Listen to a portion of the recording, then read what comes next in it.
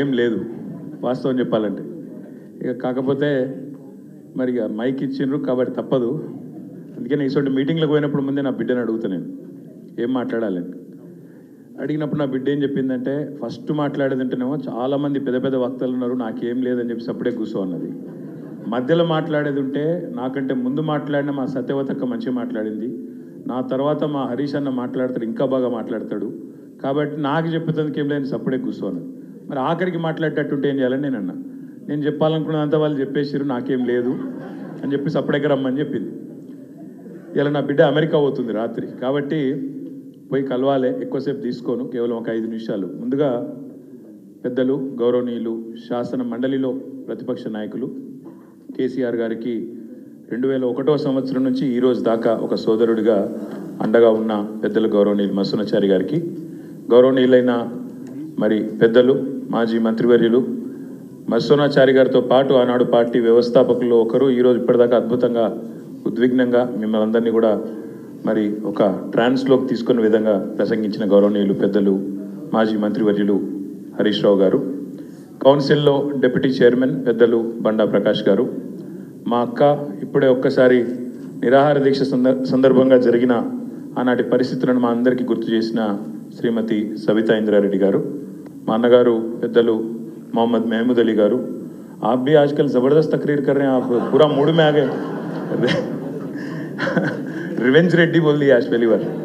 అట్లాగే గౌరవనీయులైన పెద్దలు అన్నగారు పొన్నాల లక్ష్మయ్య గారు, మా శ్రీనివాస్ గౌడ్ అన్న, సునీతక్క, సత్యవతక్క, గోపాల్ అన్న, మా కొప్పుల ఈశ్వరన్న, కర్ణ ప్రభాకర్ అన్న, ప్రశాంత్ అన్న, యాదన్న, రవన్న, వెనక కూర్చున్న మా ఎమ్మెల్యేలు, మా మాజీ ఎమ్మెల్యేలు, జర పేర్లు ఎవరో చెప్పలేదు ఏమనుకోకుర్రి, అందరికీ వేదిక ముందున్న మా అన్నదమ్ములకు, ఆడబిడ్డలకు, పాత్రికేయ మిత్రులకు పేరు పేరున హృదయపూర్వకంగా నమస్కారాలు. మాట్లాడిన ప్రతి వక్త, ప్రతి నాయకుడు ఒక మాట అన్నారు, ఇబ్బంది ఏదో ఉన్నది అని. కానీ ఒక్కసారి దయచేసి నేను మిమ్మల్ని ప్రార్థిస్తున్నా, ఇబ్బంది నిజంగా ఏమున్నది మనకు? కేసీఆర్ గారు 2001లో పార్టీ పెట్టినప్పుడు ఆ రోజు ఉండే ఇబ్బందులతో పోలిస్తే ఈరోజు మనం కూర్చున్న ప్లాట్ఫామ్లో ఈరోజు మనం ఉన్న పరిస్థితులు ఏమి ఇబ్బంది?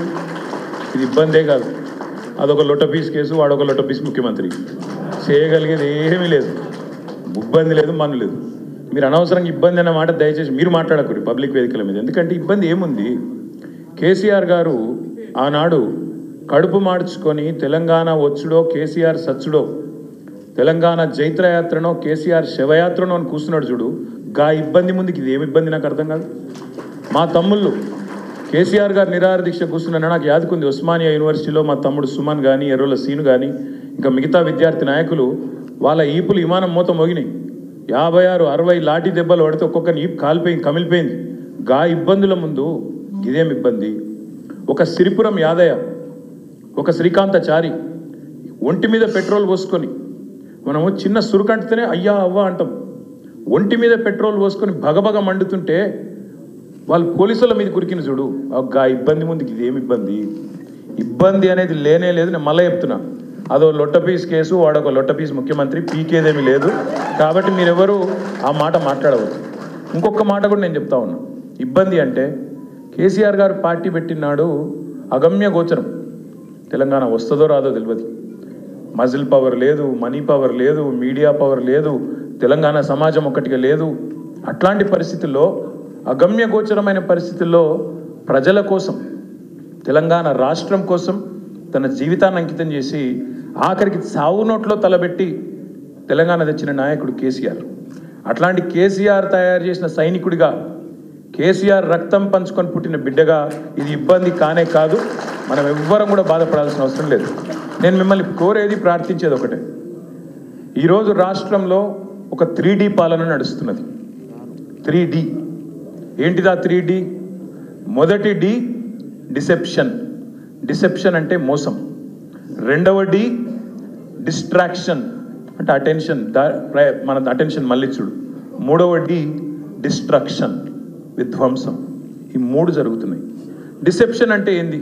ఇప్పుడు హరీష్ రావు గారు చెప్పారు, హేమంత్ సోరెన్ గారు మొన్ననే గెలిచిండు జార్ఖండ్లో, కానీ నిజాయితీ గల నాయకుడు కాబట్టి, నిజాయితీ గల బిడ్డ కాబట్టి, జార్ఖండ్ రాష్ట్ర ఏర్పాటు కోసం వాళ్ళ నాన్నగారు శిబు సోరెన్తో పాటు కొట్లాడిన బిడ్డ కాబట్టి ఆ ప్రజల మీద ప్రేమ ఉంది కాబట్టి, ఆ రాష్ట్రం మీద ప్రేమ ఉంది కాబట్టి, నిజాయితీ ఉన్న ఒక గిరిజన బిడ్డ కాబట్టి, ఇచ్చిన మాట నిలబెట్టుకోవాలనే సోయున్నోడు కాబట్టి వెంటనే 2500 ఇస్తాడు మొదటి నెల నుంచి.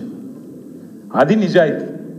అదే మరి రేవంత్ రెడ్డి ప్రభుత్వం ఏం చేస్తున్నది మీరు చూడండి. ఎంత దారుణం అంటే, మోసం ఎట్లుంటుందంటే, ఒకటేమో 6 గ్యారంటీలు, అఫిడవిట్లు, దేవుళ్ళ మీద ఒట్లు, అవన్నీ మీకు తెలుసు. నేను చెప్పా, నిన్న చూసిన నేను టీవీలో, జాతీయ టీవీలో ఆజ్ తక్ అనే టీవీ, కాంగ్రెస్ యొక్క అధికార ప్రతినిధి ఆమె ఉంటుంది, పెద్ద మనిషి ఒక ఆమె, సుప్రియానో శ్రీప్రియానో, ఆమె చెప్తున్నది నిన్న, జాతీయ మీడియాలో కాంగ్రెస్లో మోసం ఎట్లుంటుందో చెప్తుంది. మరి మీరు మళ్ళా ఢిల్లీలో మాటిస్తుండ్రు, మహిళలకు ఏదో ప్యారీ బెహనా స్కీమ్ అని పెడుతుండ్రు, నెలకు 2500 ఇస్తామంటుండ్రు, ఎక్కడన్నా ఇచ్చిండ్రా ఇది వరకు అని అడిగింది ఆమె. అడిగితే ఆమె ఏమంటది ఎరికేనా, తెలంగాణలో 90 లక్షల మంది ఆడబిడ్డలకు నెలకు 2500 మా ప్రభుత్వం ఇస్తున్నది, నెలకు టంచన్గా ఇస్తున్నదని ఆడ గంటాపదంగా మోసం చేస్తూ అబద్ధాలు చెప్తా ఉన్నారు.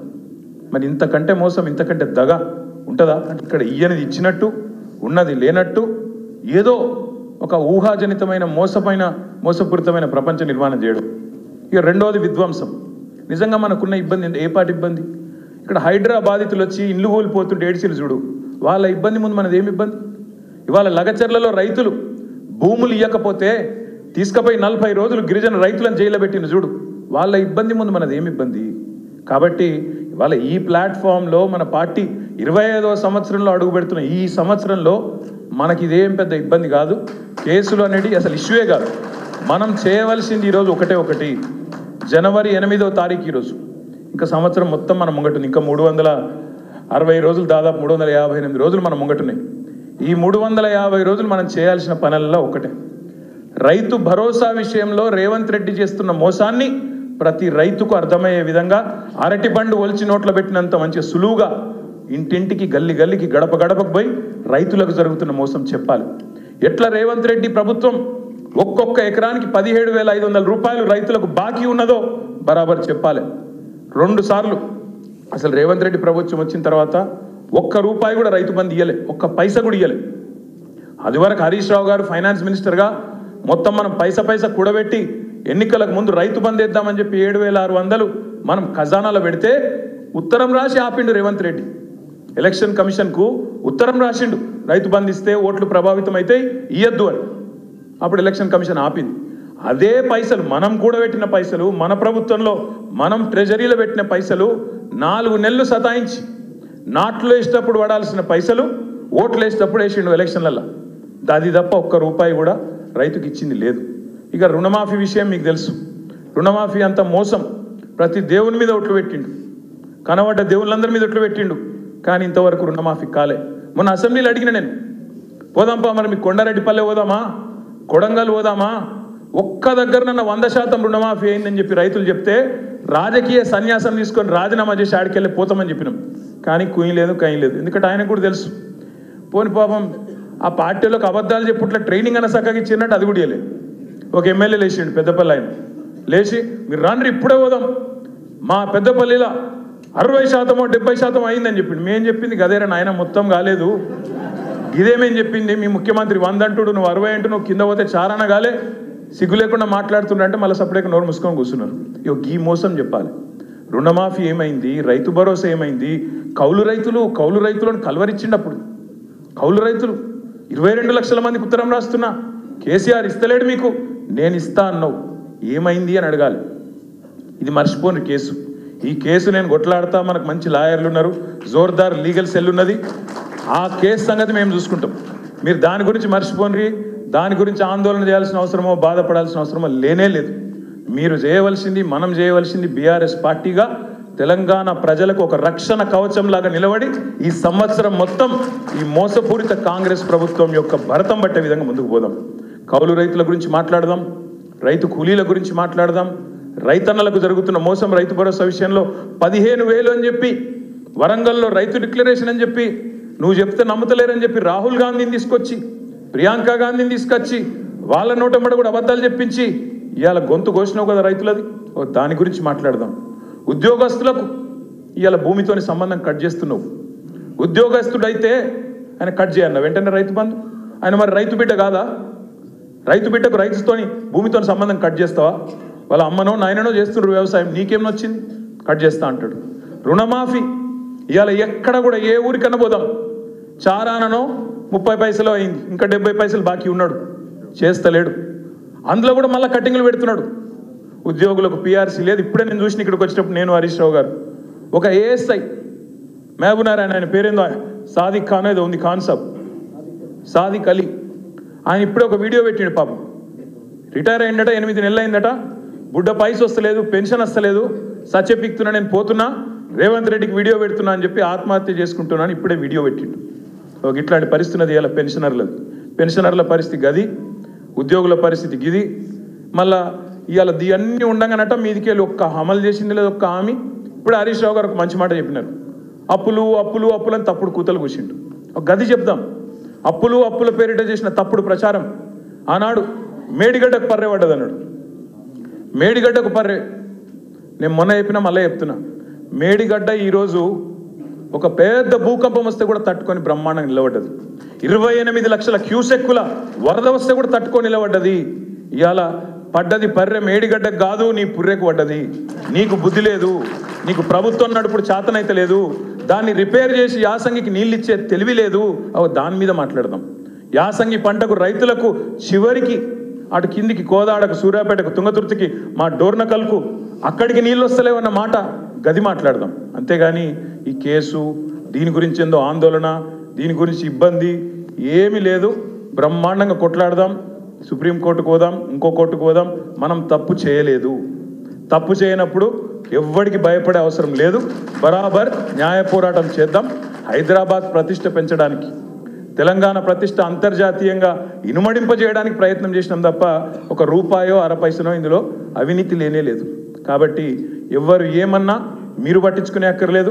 మనం చేయాల్సిన పోరాటం రైతుల గురించి, 4000 పెన్షన్ల కోసం ఎదురు చూస్తున్న అవ్వ తాతల గురించి, అదేవిధంగా తులం బంగారం ఇస్తానని చెప్తే నమ్మి ఓటేసిన ఆడబిడ్డల కోసం, అదేవిధంగా 2500 మహాలక్ష్మి అని చెప్తే కొంతమంది తల్లులు ఎవరైతే మోసపోయినారో వాళ్ళ గురించి మాట్లాడదాం. ఈ సంవత్సరం మొత్తం ఆ పని చేద్దాం. తప్పకుండా కేసీఆర్ గారు చాలా స్పష్టమైన ఆలోచనతో ఉన్నారు. ఈ సంవత్సరం మనం కొత్త కమిటీలు కూడా వేసుకోవాల్సిన అవసరం ఉంది. సభ్యత్వ నమోదు, కొత్త కమిటీలు, బూత్ కమిటీ నుంచి మొదలు పెడితే గ్రామ కమిటీ, వార్డు కమిటీ, మండల కమిటీ, పట్టణ కమిటీ, జిల్లా కమిటీ, నియోజకవర్గ కమిటీ, అదేవిధంగా రాష్ట్ర కమిటీతో పాటు కొత్త అధ్యక్షుని కూడా ఈ సంవత్సరమే మనం ఎంపిక చేసుకోవాల్సి ఉంది. ఆ పని చేద్దాం.